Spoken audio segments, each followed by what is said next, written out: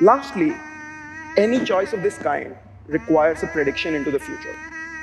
The Google team's culture, their commitment to open source, their focus on security, all give us confidence in the future of this partnership. What's going on, everyone? Jeremy here from The Quartering. I hope you're having a wonderful, wonderful Monday. I've got an absolute ton of news for you today, so make sure if you haven't already, if you're on YouTube, you click that red subscribe button down below, or if you're on BitChute, Odyssey, or Rumble, make sure you subscribe there as well.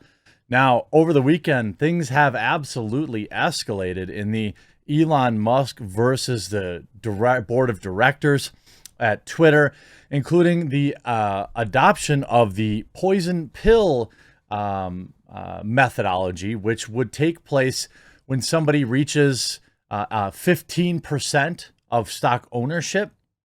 What happens then is, from how I understand it, something gets triggered where everybody else in the company, except that person, can then buy shares for like 0.000005 cents.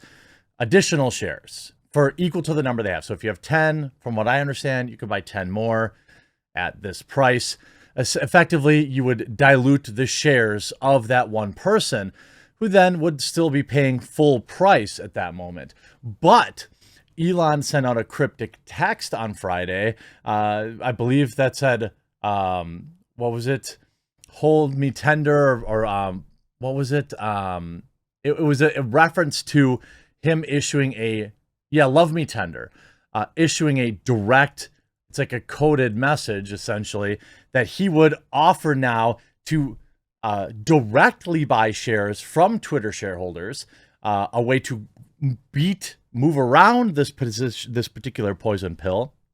He could also team up with somebody like, say, Peter Thiel, and each own 14.5% of the company. And then they'd have, 29% of the company. Maybe a third person could buy 14. So there's a lot going on, and it's getting spicy, including Jack Dorsey slamming the board of directors, and Elon Musk saying that in his privatized version of the company, the board of the directors will have a salary of $0. Just to remind everybody what the quote-unquote poison pill is, the provision will be triggered if Musk or any other investor acquires more than 15% of the company's shares. Musk currently owns around 9% of Twitter's shares. Essentially, he could buy up to like 14.8 or 14.9%, even 14% safely at the existing price to increase his reach. But if it ever reached more than 15%, then this thing would be triggered. That said, maybe someone else dives in and buys 15%, and then Musk can buy in at that super discounted rate too. So it's what's hilarious. It's actually hilarious. And now they're going directly after the board. Ex-CEO Jack Dorsey criticizes Twitter's board. Musk said it owns almost no shares. You know who does? The Saudi Arabians, foreign entities. That's who own the shares. Former Twitter CEO Jack Dorsey criticized the company's board in a series of tweets on Sunday, as the group is now tasked with evaluating a takeover bid from billionaire Elon Musk. Responding to other Twitter users describing the plots and coups that played out early in the history of Twitter's board, Dorsey replied, "It's consistently been the dysfunction of the company." Dorsey, we talked about replying big facts.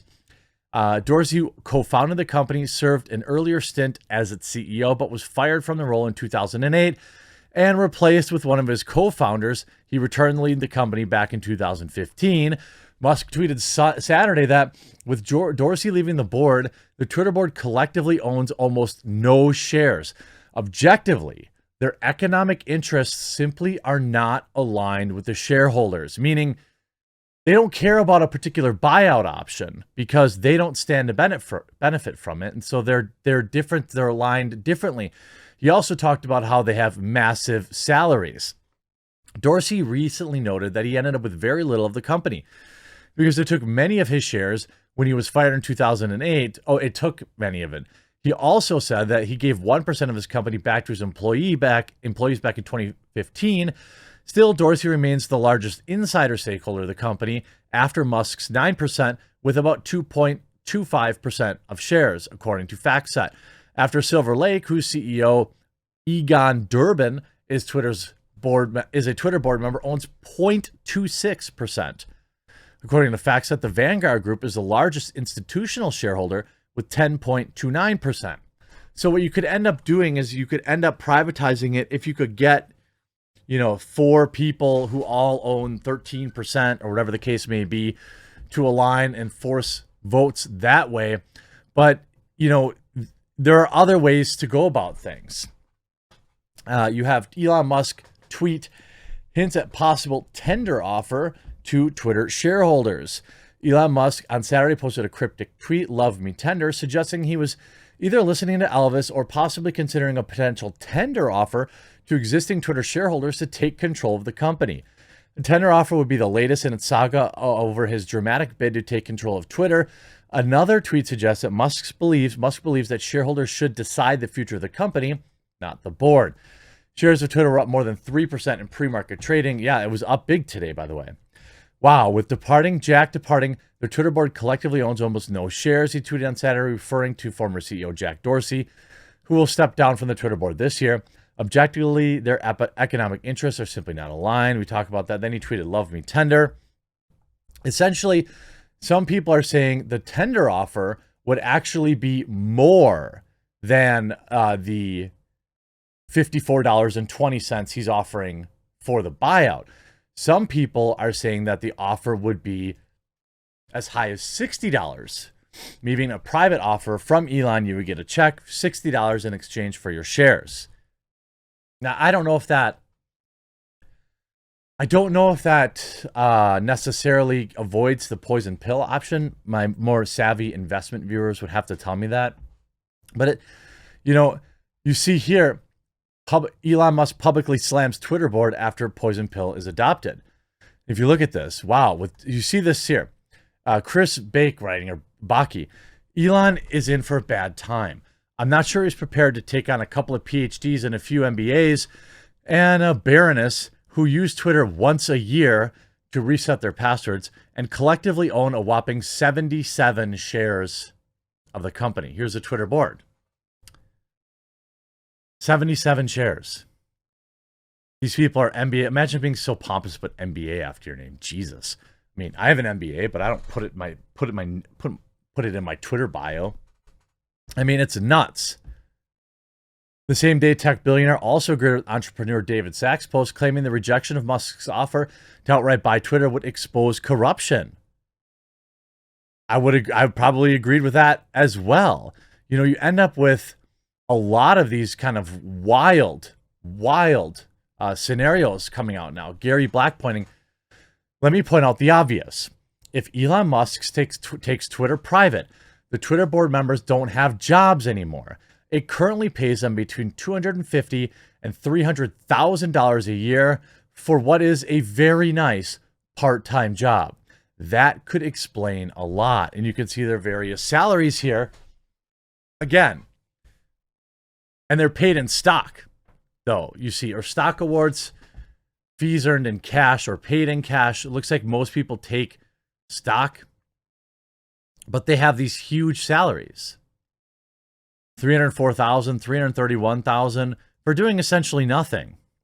Then Elon replies to that, board salary will be $0 if my board succeeds. So that's a $3 million savings per year right there. Twitter kind of famously doesn't make money. Twitter loses, I don't know, like $1 billion or something like that a year. It's some insane number. It's all like economics and, accounting magicianry that makes it look like it's losing $1 billion. Obviously, it has cash to continue operating. Otherwise, well, it just wouldn't exist. I mean, if Professor Scott Ice Cold Takes Galloway has weighed in with his opinion that Elon Musk, the world's wealthiest person, can't afford this, and his company has no EBIT. I have attached the screenshots of an article ongoing with a graphic illustrating Tesla's EBIT data, of course, going up every single year. Q4, an all-time record. And I assume this is in billions, over $10 billion in EBIT. I mean, it's insane. 2 hours ago, Elon writes, Wait, it shouldn't be possible to be as wrong as often as he is, but here we are. Elon writes, since he is consistently wrong, it should be quite possible. It should be possible to do quite well simply by, well, doing the opposite of what he recommends. So Elon is busy today on Twitter escalating what was a unsolicited buyout offer to full-blown, like, economic warfare. I mean, it's absolutely hilarious. You see a lot of the data coming out here that Elon, I mean, that's even if this purchase, just this purchase insanity, brings to light a lot of people that are a lot of the corruption inside of Twitter and a lot of the Silicon Valley double standards. I mean, I saw an article earlier today that was like, well, if Elon Musk buys Twitter, he's going to have access to data that no one has ever had before. What? You mean everyone at Google, everyone at Twitter existingly, everyone at Facebook, everyone at Instagram, the government? You mean Elon Musk would be the first dude? I have almost a separate, it's like a separate video just on how ridiculous a lot of the spin is. Because, and he's on, by the way, all day. And you see here, Facebook spent $26.8 million in 2021 to protect its boss from threats. Metaverse threats are existential. I love it. Sign me up. Like if you die in the metaverse, you die in real life. I mean, he's Spaceship Man bad. He's tweeting out. He's pretty rapid fire today. I'm starting to think he's pretty serious about buying Twitter, and I'm here for it. It could be one of the biggest corporate kind of hostile takeovers in history, and it sure has been providing a ton of interesting entertainment. I hope you enjoyed this video. We'll talk to you again real soon.